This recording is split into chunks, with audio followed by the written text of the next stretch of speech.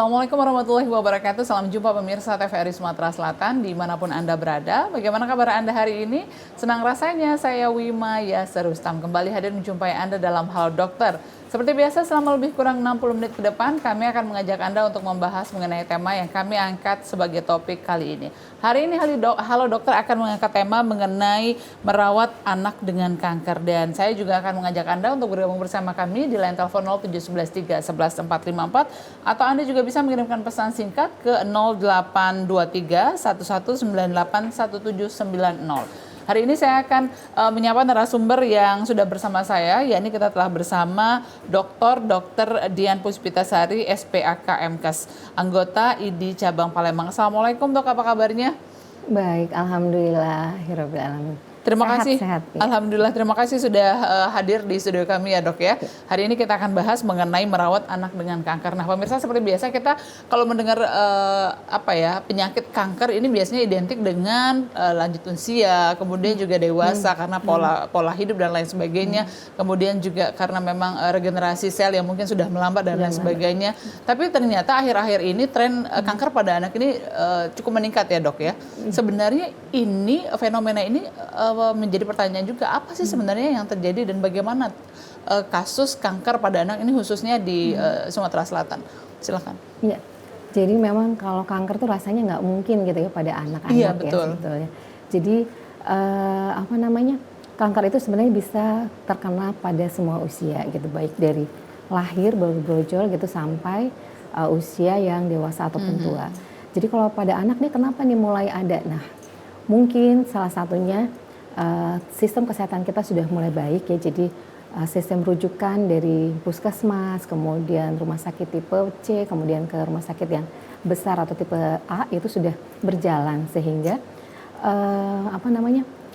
kanker-kanker ini bisa langsung segera ditemukan. Satu, yang kedua kesadaran masyarakat, jadi kesadaran kita sendiri mungkin untuk berobat itu sudah mulai meningkat sehingga oh ini anak kayaknya pucet ya, ini anaknya kayaknya ada benjolan ya, itu segera dibawa ke rumah sakit. Kemudian tentu salah satunya lagi hidup kita mungkin ya, lifestyle kita yang udah berapa puluh tahun Indonesia merdeka aja mungkin tadinya kita nggak ada yang makanan macem-macem, sekarang ada makanan macem-macem sehingga calon-calon ibu ini sudah tidak baik gitu mungkin ya. Kemudian atau ya yang tertuduh paling utama itu kan sebenarnya merokok ya, mungkin rokok juga udah gampang ditemukan, kemudian dari generasi awal itu juga dari SMP bahkan mungkin sudah ada yang merokok dan sebagainya, mungkin itu jadi faktor-faktor yang meningkatkan angka dari kejadian kanker pada anak ini. Apakah memang betul dari tahun ke tahun ini trennya semakin meningkat begitu dok? Iya, jadi awal misalnya saya terjun ke kedokteran lah ya, misalnya waktu kita berpendidikan sebagai dokter umum itu kan ada namanya koas ya, koasisten, itu kayaknya jarang lah gitu ya ketemu pasien-pasien kanker anak gitu, mungkin 1-2 gitu yang bangsalnya tuh nggak terlalu banyak. Jadi kalau misalnya lagi stase di anak gitu untuk yang divisi istilah kita ya, divisi kanker itu ya paling 3 orang 4 orang. Tapi kalau sekarang itu justru yang paling banyak tuh bangsal anak tuh diisi dengan anak-anak kanker.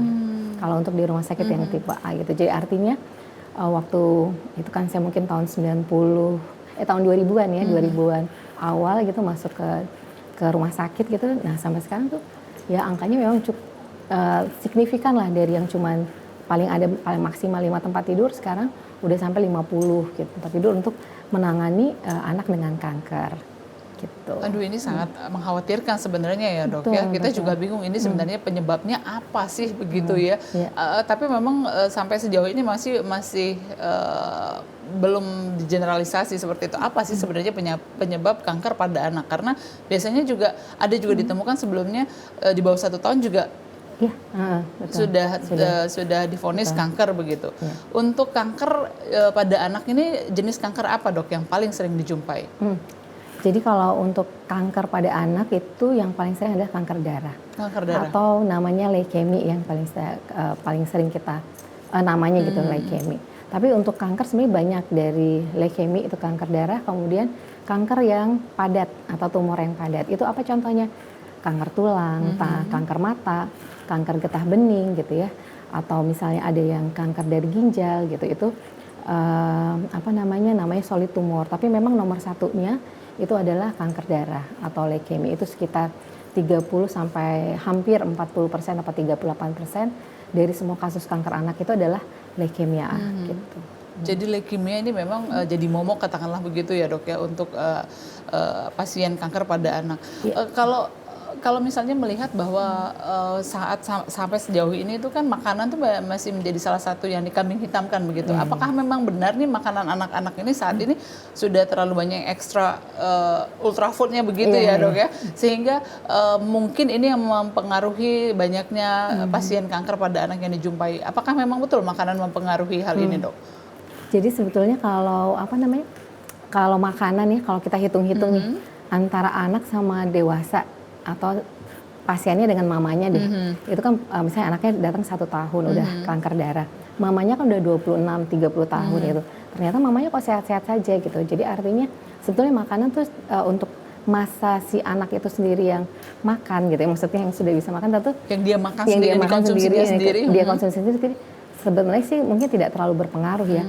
Beberapa pasien juga kalau kita tanyakan tuh, Bu, ini anaknya sering makan apa sih gitu kan? Mie instan kah gitu. Memang beberapa ada yang menjawab misalnya mie instan, tapi itu nggak atau makanan cepat saji gitu. Itu nggak sampai 40% nggak sampai sih sebetulnya. Jadi artinya makanan yang dikonsumsi si anak itu sendiri sih nggak terlalu menjadi faktor yang utama untuk terjadinya kanker pada anak. Mungkin lebih ke lingkungan ya. Lingkungan itu bukan hanya pada saat anaknya lahir sampai usianya dia terkena kanker, tapi mungkin lebih ke saat ibunya ya, maksudnya seorang wanita yang mempersiapkan diri untuk menikah dan punya anak itu harus hidup sehat gitu. Jadi bukan hanya pada saat hamil sebetulnya, tapi juga begitu ya, selama kehamilan, prakehamilan itu kita udah menyiapkan diri bahwa kita memang harus sehat gitu. Kita harus sehat sehingga nanti anak yang kita dapatkan juga sehat. Bahkan kalau perlu kita periksa dulu gitu, misalnya sebelum menikah kita periksakan apakah ada kemungkinan kanker atau ada kemungkinan penyakit-penyakit kelainan darah yang bawaan gitu pada kita, sehingga nanti mungkin nih kalau saya ada bawaan ini maka anak saya nanti juga akan terkena gitu. Nah itu yang mungkin yang nantinya ke depannya kita mau menyadarkan penduduk atau masyarakat untuk hal tersebut gitu. Karena kalau makanan si anaknya ini ya nggak terlalu ya sebetulnya kan, jadi misalnya 6 tahun juga dia makan apa, bener sih selama 6 tahun itu kan kayaknya nggak mungkin yang terlalu aneh-aneh gitu. Memang ada yang ekstrim tapi cuma paling 1-2 kasus lah, memang dia makan, iya dok anak saya ini kan les, jadi di tempat les itu ada makanan A gitu, makanan ini, jadi kayaknya dia selama 1 tahun terakhir itu makan sering itu gitu, terus gitu. Jadi tapi kan itu nggak banyak sebetulnya kasus yang seperti itu. Terus ada juga kalau misalnya ini pasien dewasa itu kan mengatakan bahwa iya ini biasanya kanker ini merupakan salah satu yang disebabkan oleh pikiran. Kalau anak-anak kan juga belum ada yang dipikirkan begitu ya dok ya? Betul. Iya benar. Jadi makanya kalau di anak ini kalau mau cari apa sih penyebabnya, nah itu kita nggak bisa jawab secara pasti. Tapi paling kita bisa jawab, iya ibu ini memang kan kalau di anak itu lebih ke genetik ya. Jadi dia sebenarnya sudah membawa gen untuk terjadinya si sel kanker tersebut. Jadi onkogen namanya. Nah, cuman kapan timbulnya, nah itu yang mempengaruhi dari lingkungan, makanan dan sebagainya. Kapan timbulnya? Atau memang dari sejak kehamilan tuh sebenarnya lingkungannya sudah tidak baik misalnya. Jadi dia begitu lahir bisa dapat gitu, bisa langsung timbul gejala kankernya. Karena memang kalau zaman dulu kita bisa lihat bahwa anak-anak itu jarang sekali ya dok ya yang maksudnya yang akhirnya divonis kanker begitu, karena dulu kan biasanya usia 50, 60 kemudian juga itu baru dideteksi kemudian juga baru divonis kanker. Tapi saat ini juga ternyata semua usia itu bisa terkena begitu. Tentunya dengan pola yang berbeda-beda, kemudian juga dengan keluhan yang berbeda-beda. Nah, kalau pada anak ini seperti apa dok? Apakah sama keluhannya dan juga gejala-gejala yang dirasakan dengan pasien dewasa? Tapi jangan dijawab dulu, kita akan jeda sejenak. Pemirsa tetaplah bersama kami, usai jeda berikut. Halo Dokter masih akan kembali.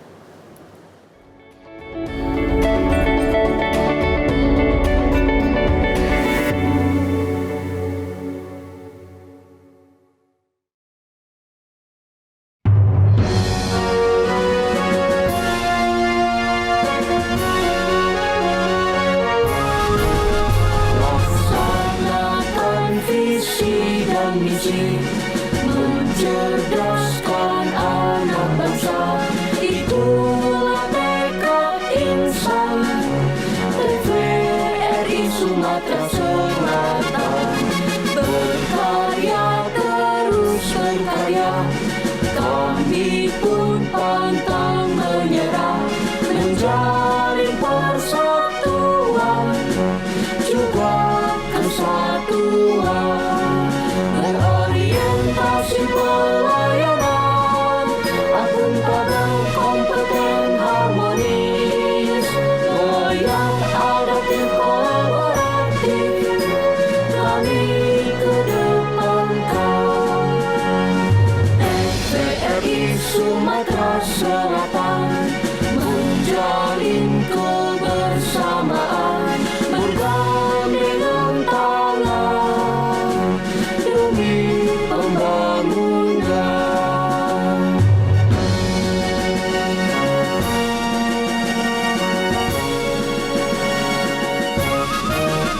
Laksanakan visi dan misi, mencerdaskan anak bangsa. Itulah tekad insan TVRI Sumatera Selatan. Berkarya terus berkarya, kami pun pantang menyerah, menjalin persatuan juga kesatuan, berorientasi pelayanan, akuntabel, kompeten, harmonis, loyal, adaptif, kolaboratif, kami kedepankan. TVRI Sumatera Selatan menjalin kebersamaan, bergandengan tangan demi pembangunan.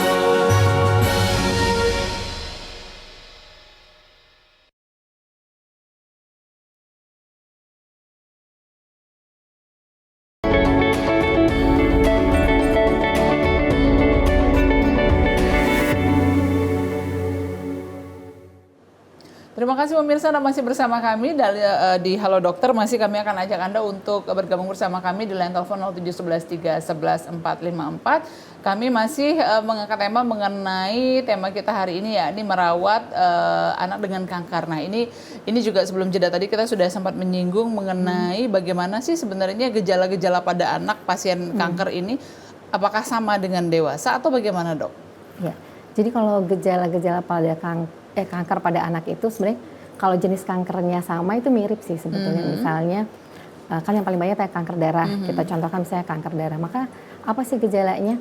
Gejalanya itu dari pucat, kemudian sering demam, kemudian perdarahan ya, misalnya mimisan, gusi berdarah, lebam-lebam, bintik-bintik merah di kulit. Nah, itu udah ada tanda-tanda adalah kemungkinan di kanker darah. Atau ada benjolan tuh depan telinga, belakang telinga, kemudian di leher, di ketek gitu ya. Itu juga bisa merupakan kelainan arahnya ke arah kanker darah gitu. Jadi itu kalau kanker darah. Nah, gimana kalau kanker yang lain? Misalnya kelenjar getah bening. Di anak ada, di dewasa ada. Nah, kalau gejalanya sama, jadi benjolan biasanya, benjolan di leher, ketiak atau di dalam perut karena kelenjar getah bening kita kan ada hampir di seluruh tubuh kita. Nah, kemudian kalau yang kanker yang tidak ada pada dewasa nih, itu seperti kanker mata, namanya retinoblastoma. Nah, itu memang tidak ada di dewasa, justru hanya ada di anak-anak. Hanya di anak. Nah, itu usia berapa? Usia dari ya bisa kita bilanglah dari brojol sampai paling banyak usia 2 tahun, kadang sampai 5 tahun. Nah, itu hanya ada pada anak. Jadi tandanya apa? Tandanya dari mata merah, kelihatan merah, mata kucing. Jadi kalau mata kucing itu kan kalau di senter atau kena sinar kan dia kayak mengkilap ya, yang putih. Berubah warna begitu ya, Dok? Warna. Kemudian atau matanya nggak sama tuh juling ya, juling kiri kanan. Atau matanya seperti katarak. Jadi mata hitamnya di tengah itu kok warnanya putih. Nah, itu juga tanda-tanda dari si retinoblastoma atau si kanker mata. Kanker mata ini termasuk nomor 2 lah, 3 besar di kanker padat pada anak. Gitu. Jadi hati-hati misalnya kalau anaknya kok merah ya, kok ada putihnya ya. Nah itu cepat-cepat dibawa ke dokter mata dulu boleh atau mau ke dokter anak. Kita lihat dulu, nanti kalau misalnya sepertinya ke arah situ mungkin kita akan lihat pemeriksaan tambahan yang lainnya di dokter matanya atau sampai ke MRI atau CT scan. Gitu. Nah, untuk yang untuk yang kanker tulang gitu. Kanker tulang bisa pada anak bisa. Tapi biasanya dari mulai remaja. Jadi atau umur 8-9 tahun. Jarang sekali yang terjadi pada anak yang di bawah 5 tahun. Gitu. Jadi kanker-kanker tertentu itu biasanya paling banyak di usia-usia tertentu juga. Kalau kanker darah dia range-nya biasanya paling sering antara 2-10 tahun gitu. Di atas itu sebenarnya lebih jarang. Dan kalau di atas 10 tahun memang ramalannya atau prognostiknya itu tidak terlalu baik. Kalau 2-10 tahun itu bisa sembuh. Jadi kanker leukemia atau kanker darah itu bisa sembuh. Jadi sebenarnya nggak usah terlalu khawatir, sebetulnya kanker itu bisa sembuh asal kita deteksi yang lebih dini. Kemudian memang kalau di Indonesia mungkin kita belum sampai ke deteksi dari DNA-nya ya, mutasinya gitu. Jadi kadang-kadang karena nggak sampai ke situ, jadi kita masih membuat ini, kalau kanker tipe ini sebenarnya sih prognosisnya bagus. Tetapi kok ternyata nggak bagus dok, misalnya kok meninggal nih anak saya. Nah itu yang kita tidak periksa sampai ke DNA. Jadi kalau misalnya kita udah periksa sampai ke DNA, misalnya ramalannya lebih tepat. Maksudnya, kemungkinan nih kalau mutasinya gennya ini jelek seperti ini, biasanya kita obati pun nggak akan terlalu bagus hasilnya. Itu memang yang kita mungkin di Indonesia belum terlalu terbiasa memeriksakan hal tersebut. Jadi ramal atau ini bisa sembuh apa enggak itu banyak memang faktor yang mempengaruhi dari keberhasilan dari si kanker tadi kita obati. Persentase kesembuhan anak dengan kanker ini sebenarnya berapa persen ya dok? Apakah memang jenis-jenis kankernya juga mempengaruhi nih persentasenya? Ya, jadi tergantung jenis kankernya, kemudian tergantung stadium. Atau kalau misalnya yang kanker leukemi, kalau leukemi tidak mengenal stadium sebetulnya. Kalau kanker darah ya dia hanya mengenal jenisnya. Ada yang tipe limfoblastik namanya yang paling banyak, kemudian myeloblastik nomor 2-nya sama yang kronik myeloblastik. Kalau yang tipe 1 itu paling tinggi tingkat kesembuhannya bisa sampai 90%. Kalau yang tipe myeloblastik ini yang memang berat. Jadi kita di Indonesia mungkin paling tinggi hanya 40% gitu ya. Kalau yang CML itu sebenarnya lebih bagus, tapi memang penyakitnya akan seumur hidup. Jadi nggak ada, kita cuma bisa bilang bahwa ini terkontrol sama tidak terkontrol. Kalau yang tipe yang ketiga yang C. Tapi yang tipe L yang kebetulan paling banyak, ini tingkat kesembuhannya sebenarnya cukup tinggi sih. Cukup baik gitu, 80-90%. Seperti asal diobati dengan baik. Karena memang pengobatannya lama ya. Kalau kanker darah itu bisa sampai 2,5 atau 3 tahun untuk kemoterapinya. Gitu. Baik. Nah, kalau kemo pada anak ini apakah sama prosesnya seperti kemo pada orang dewasa begitu? Karena kalau kemo pada orang dewasa juga efeknya kan begitu luar biasa terhadap tubuh si pasien. Nah, apakah anak-anak juga seperti itu, dok? Iya, jadi kalau kemoterapi sama ya. Maksudnya efek sampingnya apa dari yang ringan, mungkin yang mual saja sampai yang berat bisa gagal organ ya, misalnya hati, ginjal gitu ya. Atau bahkan sampai menimbulkan kematian. Jadi mirip sama lah, tapi memang bedanya dosisnya tentu ya, misalnya atau jenis kankernya dan pilihannya. Walaupun sama-sama nih leukemia limfoblastik akut gitu ya, kanker darah. Di dewasa anak itu obatnya beda. Jenis obat-obatan yang kita pakai terus berapa kali protokolnya itu berbeda, tapi efek sampingnya itu sama. Ada mual, muntah dan lain sebagainya. Cuman yang membuat berbeda adalah karena ini anak ya. Jadi kalau anak-anak itu kadang sulit untuk mengungkapkan perasaannya, maksudnya apakah ini dia mual atau muntah. Jadi memang benar-benar kita tuh harus lihat anaknya sesuai usia. Jadi kalau dokter anak nih pendekatannya sedikit berbeda. Misalnya yang bayi seperti apa, yang umur 2 tahun seperti apa, atau yang remaja juga seperti apa. Kalau remaja mungkin lebih mudah untuk berkomunikasi, tapi memang kadang yang namanya remaja ya lagi nggak mau jawab lah, atau dia mau sibuk sendiri kadang. Nah pendekatan juga sulit. Jadi kadang kita nanya ini apa nih perasaannya hari ini, ada mual, muntah, ada yang nggak enak nggak, itu kadang diem aja, kadang dijawab. Jadi betul-betul hari per hari itu kita satu pasien tuh akan berbeda-beda untuk pendekatannya gitu. Jadi sama atau tidak, kalau dewasa tuh lebih bisa mengungkapkan perasaan gitu ya. Kalau yang anak tentu kita harus punya cara sendiri gitu untuk menanyakan. Kadang-kadang kita memang bertanya kepada orang tua, ini tipe anaknya seperti apa? Apakah misalnya kalau remaja, ini Bu, anaknya bisa kita kasih tahu langsung atau tidak? Mau saya yang memberitahu atau ibunya dulu? Jadi kalau dari ibunya kan bisa pelan-pelan, nanti baru dari dokternya bisa masuk gitu. Tapi kalau misalnya anak yang kecil, misalnya 2 tahun, 5 tahun, biasanya sih kita nggak secara gamblang gitu. Iya, ini nanti kita berobat ya. Ini ada obat yang mesti diminum sama obat yang mesti disuntikin. Nanti ya pendekatannya seperti itu deh, jadi tergantung usianya. Jadi apalagi kalau anak-anak balita itu kan belum bisa berbicara begitu ya dok. Ini juga tentunya punya PR tersendiri ya dalam pengobatannya ya dok ya. Kalau misalnya pasien-pasien yang datang berkonsultasi nih untuk pertama sekalinya ke dokter, biasanya itu sudah stadium berapa sih dok kalau pasien pada anaknya? Apakah memang aware di apa gejala-gejala pertama atau sudah agak lanjutnya baru mungkin ingin memeriksakan diri begitu? Jadi kalau di kita ya di sini ya masih bervariasi sekali. Memang ada yang di tahap awal, tetapi masih mayoritas itu udah di stadium yang lanjut. Sebetulnya mulai ke sini tuh sebenarnya mereka sudah memeriksakan cepat gitu ke rumah sakit ataupun ke puskesmas. Tetapi memang begitu dibilang ini kemungkinannya kanker Bu, nah itu langsung balik kanan. Misalnya dari puskesmas dia nggak jadi diminta sudah dibuat rujukan, tapi nanti dia beberapa bulan lagi baru datang setelah misalnya dari, kan kalau kanker cepat ya, benjolan dari kecil sampai ke besar itu kan dalam 1, 2 bulan, 3 bulan itu kan udah cepat membesar gitu. Kadang udah ke kita tuh udah yang besar banget, kadang-kadang ini rumahnya di mana sih gitu kan, apa jauh benar dari karena udah pusat kesehatan besar gitu ya. Jadi apa puskesmasnya nggak nyampe ke situ atau memang dia di daerah, kadang-kadang malah di kota gitu, di kota Palembang, tapi ternyata sudah berobat sana sini.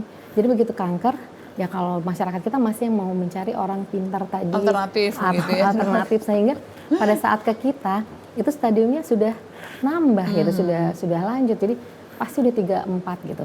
Itu kebanyakan yang di solid tumor, yang tumor padat tadi. Apakah itu kanker tulang atau kanker si anasofaring itu yang kanker leher Tenggorokan begitu tenggorokan ya, itu ya, THT. Kemudian yang retinoblastoma itu apalagi? Retinoblastoma kan tadinya kan cuma titik putih gitu ya. Nah itu begitu dokternya bilang ini sepertinya arahnya kanker Bu, dia ke dokter mata, udah nyampe dokter mata, terus Bu ini sebaiknya kita operasi misalnya gitu ya. Nah begitu kata-kata operasi tadi langsung nggak mau lagi. Nanti 6 bulan berikutnya dia datang, itu benjolan bukan hanya titik, udah besar, udah melebar. Iya, udah matanya udah keluar. Udah keluar. Kemudian benjolan sudah ada tambahan, jadi udah menyebar begitu.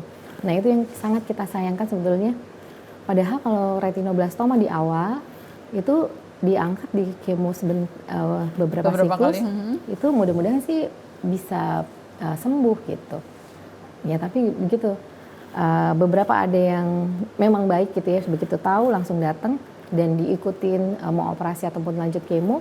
Tapi yang kebanyakan yang kita terima 60-70% tuh hampir nanti dulu, nanti udah kemana-mana mencoba, akhirnya sudah stadiumnya lanjut baru datang gitu. Jadi itu yang kesulitan kita, kenapa angka keberhasilan dari pengobatan kita itu masih sangat kecil, karena stadium yang kita temukan juga sudah 3 ke atas seperti itu. Sepertinya memang pengabaian dan rasa takut itu bercampur begitu ya dok ya biasanya. Mungkin berharap udahlah nanti mungkin bisa sembuh sendiri begitu, ataupun juga nanti takut ya kalau misalnya diperiksa justru tahu terus justru takut harus berbuat apa. Nah ini mungkin paradigma ini yang harus dirubah begitu ya dok ya, agar kesembuhannya lebih baik. Ya sebelum kita lanjutkan kembali pemirsa, kami masih mengajak Anda untuk bergabung bersama kami di line telepon 0711 311 454, atau Anda juga bisa mengirimkan pesan singkat ke 0823 1198 1790. Halo dokter masih akan kembali usai jeda pariwara berikut ini.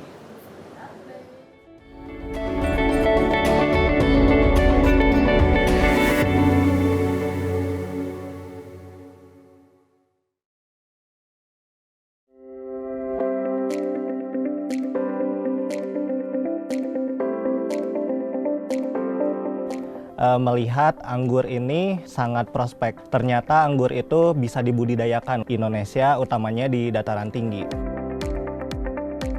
Tantangannya ada di cuacanya, karena anggur itu sangat menyukai tempat atau daerah yang panas, dan kami itu di sini di 1000 mdpl tuh sangat rentan. Di sini banyak kabut, di lain mungkin di sini adanya hama seperti kelelawar atau tupai, itu menjadi tantangan lah.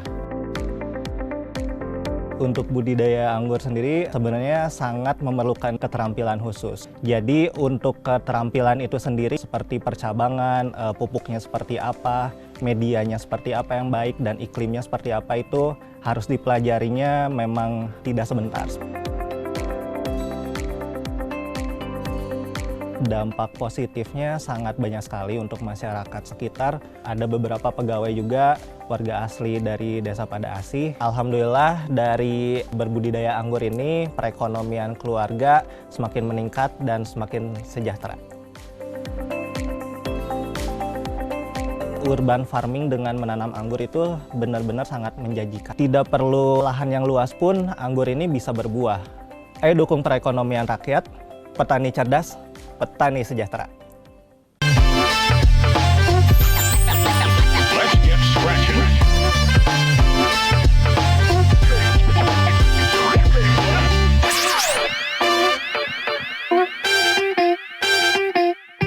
Hello and welcome to Sumsel Stories. I am Amira Shifa, your host, as we explore the heart of South Sumatra. Its culture, its people, the tradition, education, and everyday stories that inspire and connect us all. From local tradition to hidden gems, stay with us as we bring you closer to the warmth and wonder of South Sumatra. Suji Lake is located at Lembak Village, Lembak Subdistrict, Muara Enim Regency, with a distance around 80 kilometers from Palembang.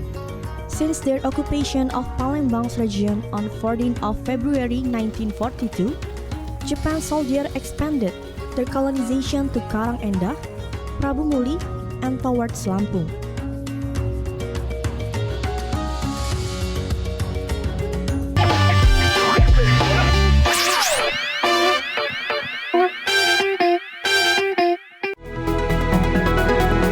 Kabar yang terbaru, lengkap dan terpercaya, langsung dari sumbernya.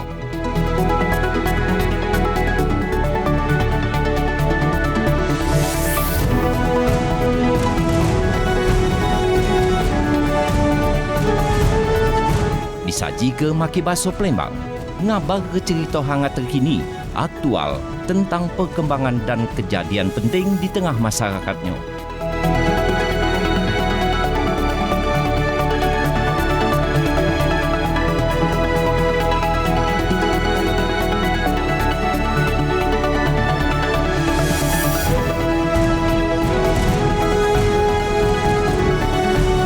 Jangan sampai ketinggalan program acara Berita Baso Palembang cuma di TVRI Sumatera Selatan. TVRI, media pemersatu bangsa.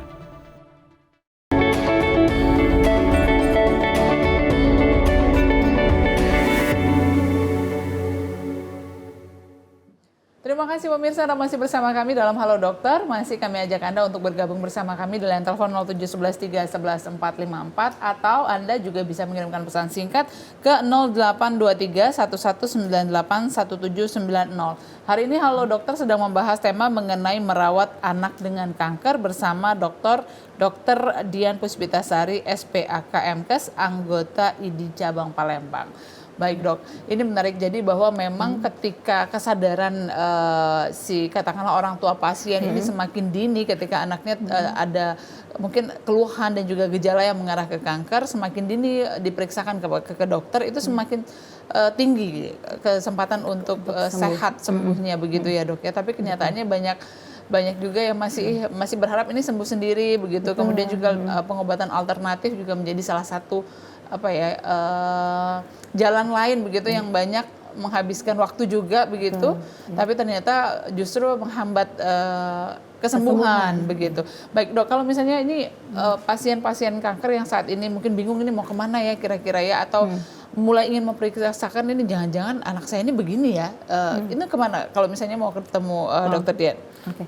Jadi kalau mau berobat ya atau oh saya punya keluhan Konsul begitu? benjolan dan lain sebagainya, itu boleh ke satu rumah sakit Muhammad Hussein. Jadi bisa dipakai BPJS boleh, mau pakai jalur swasta juga boleh. Jadi kalau di rumah sakit Muhammad Hussein kita punya geraha spesialis untuk swasta ataupun BPJS di poli yang reguler. Kemudian untuk yang sore itu bisa di rumah sakit Hermina atau juga di rumah sakit Siloam. Jadi bisa ke 3 tempat itu. Hari-harinya setiap hari dok? Setiap hari untuk rumah sakit Muhammad Hussein, kemudian di Siloam itu 2 hari, Senin dan Rabu, kemudian di rumah sakit Hermina itu Selasa, Kamis, dan hari Minggu kita juga ada. Biasanya pada pasien kanker apakah memang ada programnya begitu, paketnya begitu dok, ketika pengobatan di Indonesia ini apakah ada paketnya, misalkan ini kalau untuk kanker darah katakanlah pada anak biasanya sudah ada paket berapa kali kemonya dan lain sebagainya, apakah ada yang dimudahkan seperti itu dok kalau program di kita? Oh iya, jadi kalau misalnya untuk kanker darah ya, karena yang paling banyak kanker darah, itu program kemoterapinya kan sampai 2,5 tahun ataupun sampai 3 tahun. Jadi untuk yang di tahap awal, memang kalau kanker sebetulnya agak sulit untuk kita programkan ya maksudnya. Kalau di rumah sakit umum itu kita masih bisa untuk radioterapi, itu ada program untuk penyinaran. Misalnya 20 kali penyinaran, harganya tentu berbeda dengan yang sekali datang gitu. Jadi yang itu 20 dipaketkan. Tapi untuk kemo itu biasanya yang one day care kita bisa paketkan. Misalnya kalau udah tahap yang pemeliharaan istilahnya. Jadi kalau kemoterapi untuk kanker darah itu ada fase awal, kemudian ada fase intensif, nanti ada konsolidasi gitu ya. Nah itu nanti ada di fase yang 2 tahun terakhir, 2 tahun kemudian itu kita pakai yang fase maintenance. Jadi itu ada yang 1,5 bulan datang ke rumah sakit untuk kemo, selebihnya dia minum obat. Nah itu yang bisa kita paketkan biasanya. Jadi ini pengobatan untuk sebulan atau berapa bulan itu bisa kita 3 bulan pertama, kemudian kemo kembali itu bisa kita paketkan. Seperti gitu. Tapi kalau untuk yang panjang mungkin agak sulit ya. Karena kan kemo ini kadang selesai kemo dia akan ada efek samping. Kadang efek sampingnya tidak terlalu berat, tetapi ada juga kadang yang berat.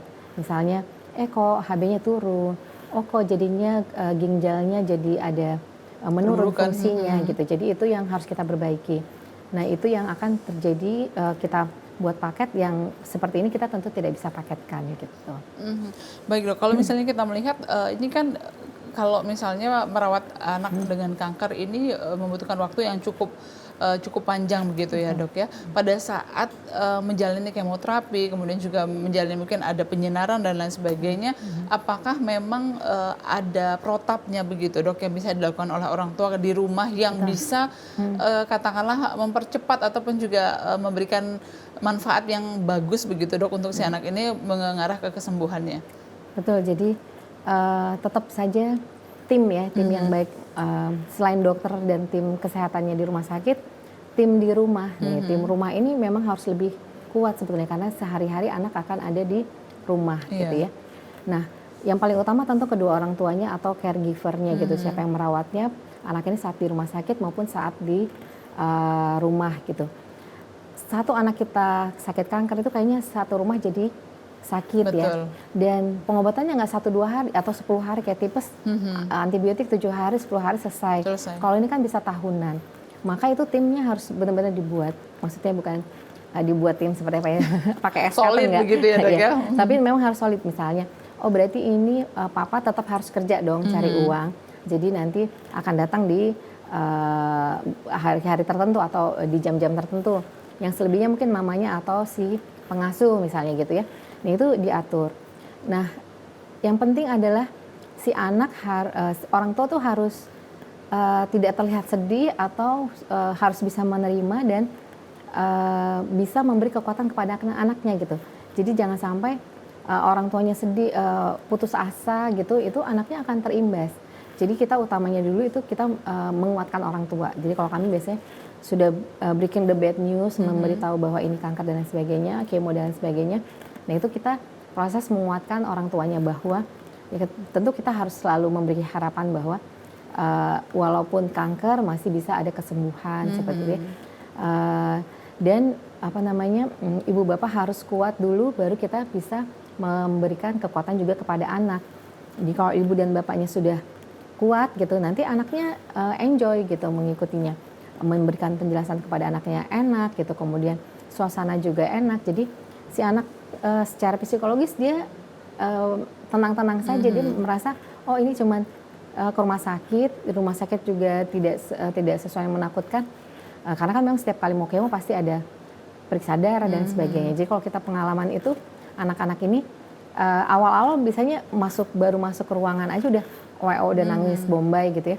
Tapi nanti udah berikutnya udah 2 minggu pertama itu udah mulai berkurang. Hanya pada saat diinfus saja baru mulai nangis. Bahkan nanti sampai diinfus pun udah ngasih tangan sendiri gitu. Jadi itu memang butuh proses, tapi kitanya orang tua harus kuat dulu. Jadi kadang-kadang si bapak ibu ini kalau misalnya kita udah kasih tahu ini kanker dan lain sebagainya, tunggu ya dokter, saya mau pikir dulu biar saya siap dulu. Nah itu nggak boleh pakai lama, saya siap dulu, karena anaknya begitu si ibu nih mau siapnya kapan, pasti kita kan mikir dulu ini kanker, aduh gimana ya bla bla bla, itu bisa 1 bulan misalnya. Iya. Nah itu 1 bulan itu si kanker tadinya 1 udah jadi 1 juta gitu kan, jadi nggak boleh terlalu lama untuk memutuskan ini anak kita mau obati atau tidak, karena pasti nanti stadiumnya dari yang 1 bisa langsung 3 gitu. Jadi memang harus betul-betul solid. Jangan nanti nanya sana nanya sini, kan yang tetap yang akan menjalaninya kan sebenarnya kedua orang tuanya. Jadi memang tim suami istri itu harus kuat, kemudian tujuannya harus sama dan harus saling backup gitu. Karena dan orang tuanya pun harus jaga kesehatan, karena kan ini kemonya per minggu gitu, mesti nungguin di rumah sakit misalnya, ataupun kalau one day care pun misalnya hari ke poli periksa darah, besoknya kemonya. Kemo memang bisa pulang hari, ada yang bisa pulang hari, tetapi kan tetap aja kita pagi-pagi harus sudah siap-siap dan lain sebagainya. Nah ibu bapak ini harus tetap sehat dulu, jadi ibunya makan, jangan sampai nggak makan, tetap ada istirahatnya. Jadi begitu anak kita bisa tidur, kita juga harus tetap langsung tidur gitu. Jadi ibu bapaknya ini yang harus menjaga kesehatan sebelum kita mengasuh anaknya. Jadi menjaga anak dengan kanker ini memang tricky ya. Anak-anak ini sebetulnya cepat sekali gitu. Begitu enakan tuh dia udah ceria lagi, udah kayak nggak sakit. Jadi kalau yang kanker darah ini biasanya kalau kita ini paling minggu pertama itu yang anaknya kelihatan sakit, yang lemah, letih, lesu gitu ya. Tapi begitu sudah selesai kemo, bahkan dia makannya banyak kalau kanker darah ini. Kalau udah teratasi tuh minggu kedua, minggu ketiga biasanya udah enak, malah udah kayak anak biasa aja, cuman dia kayak butuh ke rumah sakit, suntik sebentar, terus balik lagi gitu. Tapi pas lagi kemonya yang berat, misalnya dosisnya yang tinggi atau yang butuh beberapa hari, nah itu mungkin yang agak tepar. Tapi anak-anak enaknya itu menghadapi anak-anak itu dia begitu sudah terasa enak aja, dia udah bisa ketawa lagi, udah bisa menyapa kita, bisa main lagi gitu. Jadi kalau anak ini gimana ya, kadang memang sedih tetapi senang-senangnya juga kan, intinya anak ini harus tetap bisa bermain gitu. Jadi kita walaupun di rumah sakit kita fasilitasi untuk bisa bermain, kita sediakan buku cerita, kemudian kadang-kadang kita memang memberikan hadiah gitu ya, apa aja, balon 1 pun dia udah happy gitu, stiker gitu ya. Kalau saya di Poli itu suka bagi stiker gitu ya, stiker lucu-lucu, SpongeBob kayak atau apa gitu, itu mereka udah happy bener. Jadi kadang, dok mana stiker, mana nagih-nagih gitu ya. Jadi kadang-kadang kepedulian yang kecil-kecil begini buat mereka tuh bahagia. Nah itu sih yang sebetulnya kalau mereka bahagia tuh menjalani kemonya itu enjoy dan biasanya cepat perbaikannya.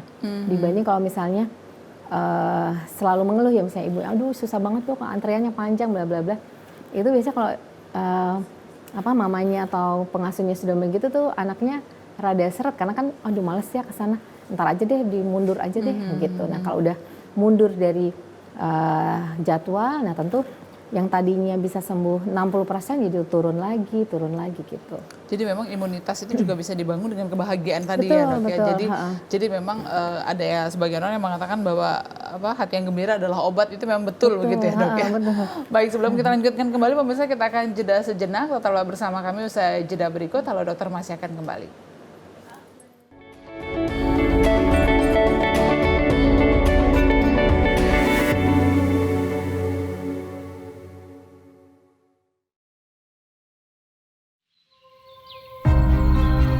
Ini adalah tanah kita, tempat di mana setiap nafas menghembuskan semangat membara. Dari suara padu yang menggelegar hingga benang yang menyatu dalam tenunan.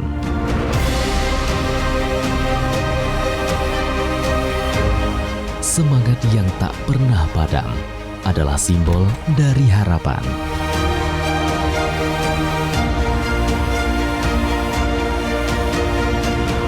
Dari kekuatan yang tak akan pernah pudar untuk berdiri bersama.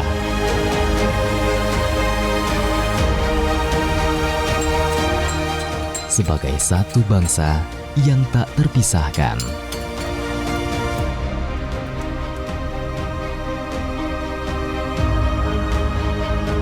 Yuk. Nah, berikut gak? Ayo.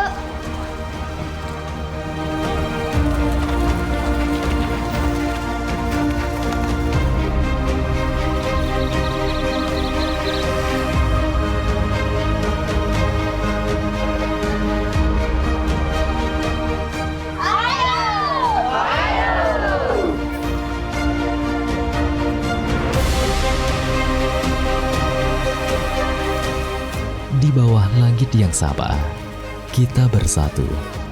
Tak ada yang lebih kuat dari kebersamaan. Kita adalah satu. Kepada bendera merah putih, hormat! Gerak!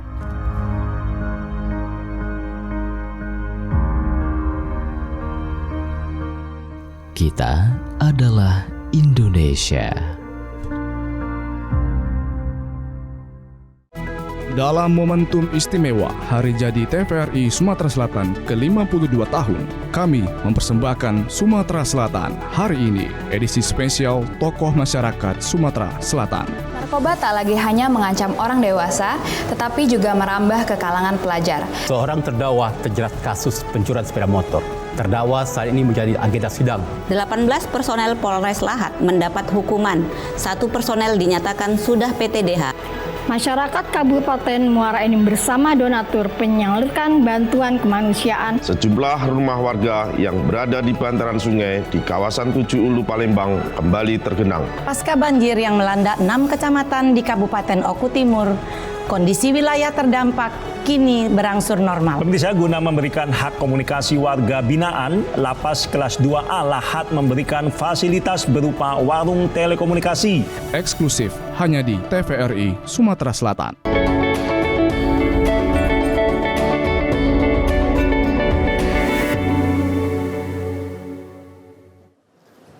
Terima kasih pemirsa, Anda masih bersama kami dalam Halo Dokter. Masih kami ajak Anda untuk bergabung bersama kami melalui line telepon ataupun juga line pesan singkat.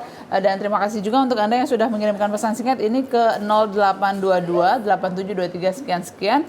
Izin bertanya, ini dari Rehan di Kalidoni. Bagaimanakah cara mengelola stres dan kelelahan pada anak dengan kanker? Seberapa besar juga peluang kesembuhan kanker pada anak jika ditangani sejak dini? Terima kasih Mas Rehan di Kalidoni. Silakan dok. Ya, jadi stres ya, mengelola stres pada anak itu seperti apa sih? Sebenarnya sih balik ke bermain sih. Jadi memang mereka kalau dibawa ke rumah sakit itu sudah momok ya. Padahal misalnya kalau cuma vaksin atau apa juga tetap nangis bombay kan. Nah tapi gimana caranya supaya kita bisa menjadikan ketakutannya ini menjadi tidak takut lagi. Jadi kita bisa dengan cara setiap hari sih ini kita mau berobat loh, obat itu adalah saya pahlawan bagi kita supaya nanti adik bisa balik seperti bisa sekolah lagi, bisa main yang lari-lari lagi. Kalau sekarang kan mainnya masih sedikit-sedikit nih dek gitu. Jadi kita buat seperti itu.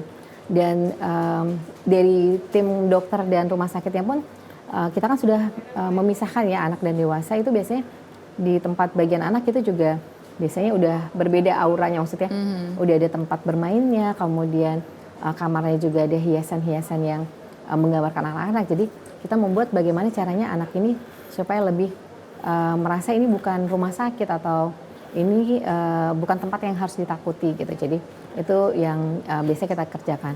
Dan ibu bapaknya juga selalu kita edukasi untuk jangan anggap anaknya tuh sakit atau jangan di depan mereka bilang bahwa ini kamu sakit nggak boleh itu, jangan. Karena tetap aja kalau main boleh nggak? Boleh tetap bermain mbak. Justru anak itu harus diajak bermain. Jadi dikasih waktu untuk bermain, apakah kita bawakan menggambar, kemudian mewarnai atau apa gitu yang mau dia suka gitu. Jadi sambil nunggu dokter, sambil nunggu kemo kan kadang kita ada antrian yang maksudnya dipasang infusnya kapan. Bahkan sampai misalnya plester-plesternya tuh kita coba yang berwarna-warni gitu ya. Itu yang salah satu yang kita buat lah supaya dia nggak stres gitu saat berada di rumah sakit atau saat mengerjakan tindakan-tindakan yang akan mereka hadapi gitu. Nah itu bermakna nggak? Sangat bermakna sih sebetulnya. Jadi di anak yang terlalu yang sulit gitu yang diajak bermain dan lain sebagainya, memang dia lebih nyeri gitu, lebih terasa gitu sakitnya, lebih nyeri, lebih banyak habis kemo dia akan cepet banget tepar gitu ya, tepar maksudnya kok tidur terus gitu ya? Ngedrop gitu. Dibanding dengan anak-anak yang bisa mengelola stresnya atau keluarganya bisa membantu dia untuk menghilangkan stresnya itu kita sudah hadapi sehari-hari gitu ya begitu ya dok ya. Jadi kelihatan sih kalau ini ibunya keluarganya sangat mendukung, suportif, itu sangat berbeda dengan ya keluarga yang tidak terlalu mendukung. Yang satu. Terus yang berikutnya berapa persentase tadi ya kesembuhan. Jadi tergantung dari jenis kankernya juga. Seperti leukemia tadi yang tipe nomor 1 bisa sampai 80-90%, walaupun secara global ya, tetapi di negara berkembang termasuk kita itu masih sekitar 40-60%. Dan itu juga ada syarat dan ketentuan berlaku, misalnya dibawa berobat secara cepat, kemudian mengikuti proses pengobatan yang sesuai, nama istilah kita tuh namanya protokol ya. Protokol kemoterapi itu misalnya minggu ini, terus minggu depan ada jarak-jaraknya, ini harus seminggu, ada yang 2 minggu. Nah itu kalau diikuti dengan baik, mudah-mudahan bisa mencapai yang di 60% yang di Indonesia gitu. Kemudian yang kalau misalnya solid tumor atau tumor padat ya tergantung stadiumnya saat kita temukan. Kalau ditemukan sudah stadium lanjut, maka biasanya sih kita udah untuk mungkin kita akan kasih tahu bahwa kemungkinan sembuhnya memang sudah lebih kecil gitu. Tetapi tidak ada yang tidak mungkin ya sebetulnya. Kalau secara teorinya mungkin kita bilang, ini sih kemungkinannya kesembuhannya tuh sekecil sih, mungkin cuma 20-30%. Tapi bukan berarti kita menyerah, kita tetap akan kemoterapi dengan kita jelaskan bla bla bla. Itu ada tuh yang bisa melewati itu semua. Bahkan misalnya harusnya kalau tipe yang begini udah meta, udah menyebar kemana-mana dari kepala sampai kaki gitu, sudah ada penyebarannya, ternyata bisa bertahan sampai lebih dari 1 tahun gitu. Karena kalau udah stadium 4 memang jarang sekali sih yang benar-benar yang bisa sembuh. Tapi memang ada nggak? Ada sih, saya sudah punya tuh, ada satu pasien stadium 4 waktu itu kanker getah bening, dari dia SD sekarang udah kuliah gitu. Jadi baik-baik saja, ternyata memang ada yang bisa sembuh gitu. Walaupun secara teori kayaknya ini stadium 4 loh, tapi saat kita kemo dan lain sebagainya, walaupun patah tumbuh, maksudnya kadang tepar, kadang bagus gitu, kemudian menyelesaikan kemonya dan melakukan follow up ya, tetap kontrol tuh bagus terus sampai dia akhirnya sudah 5 tahun lebih, dia udah nggak kontrol lagi. Tapi terakhir ketemu juga udah kuliah dokter di sini ya gitu. Jadi kita tuh seneng ya, karena memang ada yang di luar prediksi kita, ada mungkin sebaliknya, kita prediksi ini bagus, justru ternyata kok ada perburukan begitu. Ya itu ya memang kalau kanker ya masih banyak hal-hal yang kita tidak ketahui mungkin kenapa jadi meninggal, karena ya itu tadi saat diagnosis kita mungkin tidak sampai gennya. Jadi terus kemudian pemilihan obat-obatnya kan kalau di kita juga masih kanker ini obatnya ini, tapi kan kita belum melihat gen kita tuh cocok nggak dengan itu kan kalau di luar sudah mulai seperti itu ya. Kalau kita kan belum, masih jauh. Jadi ada yang begitu dapat obat ini langsung perburukan. Itu juga pengalaman kita juga ada gitu. Tapi dok, ini juga tentunya bisa dijadikan sebagai sebagai motivasi bagi pemirsa di rumah yang mungkin saat ini sedang merawat anak dengan kanker begitu, bahwa ternyata divonis kanker itu bukan akhir dari segalanya begitu ya dok. Masih ada harapan, dan juga tentunya support system dari keluarga inilah yang jadi penguat begitu bagi si pasien agar bisa mendapatkan kesembuhan ya dok. Dan untuk kesembuhan saat ini juga semakin membaik kan dok, tingkatan kesembuhan yang ada di Sumatera Selatan. Iya, jadi kalau tingkat kesembuhan stadium dini kemudian mengikuti protokol yang baik, itu tingkat kesembuhannya lebih tinggi. Dan tentu kita ada istilah kita namanya paliatif ya. Paliatif terapi itu bukan tidak berarti tidak sembuh. Jadi kadang-kadang masyarakat suka salah, oh kalau udah dipaliatifin atau udah terapinya paliatif berarti ini penyakit yang tidak bisa disembuhkan. Udah berat ya dok. Tapi sebetulnya itu adalah bagaimana caranya kita membuat pasien ini nyaman. Jadi walaupun secara teori dia tidak bisa disembuhkan misalnya, tetapi kita bisa membuat kualitas hidupnya baik atau apa yang dia inginkan itu tercapai. Misalnya udah stadium 4 ini, tapi tetap aja kita pasti tanyakan sebetulnya kamu pengennya gimana. Jadi pendekatannya sudah berbeda. Maunya apa nih? Ternyata saya pengennya di rumah dokter biar begini. Jadi itu bisa kita ikuti, tidak lagi diobati di rumah sakit, tapi kita gimana caranya dia di rumah supaya nyaman gitu, tidak nyeri misalnya atau tidak, kalaupun dia ada luka berarti lukanya bisa kita obati atau kan kalau kanker kadang sampai lukanya lebar dan ada bau yang tidak sedap misalnya, itu juga kita bisa atasi. Jadi kadang-kadang kita memang harus keinginan pasien itu apa, keinginan keluarga pasien itu apa, kalau memang di tahap yang sulit gitu ya, yang udah stadium 4 ataupun stadium lanjut. Pun yang stadium awal pun kita tetap pendekatannya seperti itu. Jadi jangan sampai tujuannya tuh jadi berbeda. Dokternya mau menuju A, keluarganya masih belum sepakat gitu. Jadi akhirnya nanti pengobatannya juga tidak akan sesuai gitu, tidak akan mencapai apa yang kita harapkan. Baik dok, ini terakhir closing statement dok, seperti apa sih dok? Dokter memberikan katakanlah semangat begitu ya kepada katakanlah orang tua yang saat ini sedang merawat anak dengan pasien kanker, bahwa memang peluang kesembuhan itu sebenarnya masih ada dan juga mudah-mudahan nanti free, betul ya dok ya, sesuai dengan apa yang kita harapkan. Silahkan dok. Ya, jadi kalau bapak-bapak dan ibu-ibu, kalau anaknya menderita kanker itu bukan berarti itu adalah akhir dari segalanya. Ini justru dari awal dari perjuangan bersama, gitu ya, perjuangan bersama anak, ibu, dan tentu tim dokternya. Saat ini tentu pengobatan sudah mulai lebih baik, kemudian fasilitas dan sarana prasarana juga lebih baik. Jadi harapan hidup anak-anak dengan kanker tentu lebih tinggi. Tinggal kita semangat untuk menjalaninya dan mengikuti apa yang harus kita kerjakan. Jadi jangan pernah putus asa. Walaupun kadang-kadang di atas kertas secara teori mungkin anak saya udah stadium 4 dokter tidak bisa sembuh. Tidak ada yang tidak mungkin di kanker ini. Jadi walaupun stadium 4 ada nggak yang berhasil sembuh? Tetap ada. Jadi harapan itu nggak boleh putus. Gitu ya. Harapan tidak boleh putus. Anaknya harus kita buat selalu senang, selalu happy. Dan kalau memang fasenya yang memang masih fase bermain, itu kita ajak bermain sehingga tidak ada waktu yang kita habiskan dengan anaknya yang tidak berkualitas. Jadi setiap menit mungkin ya, setiap saat itu dengan anak itu harus dimanfaatkan sebaik-baiknya. Baik, terima kasih sekali dokter sudah berbagi bersama kami hari ini di Halo Dokter. Kita sudah membahas mengenai bagaimana merawat anak dengan kanker. Tentunya kita berharap bahwa memang support system bagi orang tua yang saat ini merawat anak dengan kanker ataupun juga keluarga yang saat ini merawat anak dengan kanker ini merupakan salah satu faktor penentu juga bagaimana si anak bisa memperoleh kesembuhannya dengan maksimal pengobatannya, karena memang support system terdekatlah yang juga mempengaruhi bagaimana si anak bisa semangat ya dok dalam menjalani pengobatannya. Demikian Halo Dokter hari ini pemirsa, akhirnya saya Wima S. Rustam mengucapkan terima kasih atas kebersamaan Anda. Terima kasih juga dokter sudah hadir bersama kami, terima kasih. Dan juga saya tutup Halo Dokter hari ini, sampai jumpa dan wassalamualaikum warahmatullahi wabarakatuh.